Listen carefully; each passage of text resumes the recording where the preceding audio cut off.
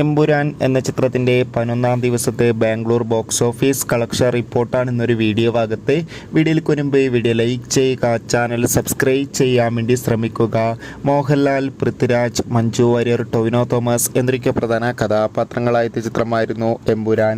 ഏവരുമേറെ ആകാംക്ഷയോടെയായിരുന്നു എമ്പുരാൻ എന്ന ചിത്രത്തിൻ്റെ ഓരോ ദിവസത്തെ ഓരോ കളക്ഷൻ റിപ്പോർട്ടും അറിയാൻ വേണ്ടി കാത്തിരുന്നത്. ഫൈനലി ചിത്രത്തിൻ്റെ 11-ാം ദിവസത്തെ ഏറ്റവും പുതിയ ബാംഗ്ലൂർ ബോക്സ് ഓഫീസ് കളക്ഷൻ റിപ്പോർട്ടൊക്കെ പുറത്തുവന്നിരിക്കുകയാണ്. ബാംഗ്ലൂരിൽ അത്യാവശ്യം ഒരു ബുക്കിംഗ് ആണ് 11-ാം ദിവസമായി ഇന്ന് നടന്നത്.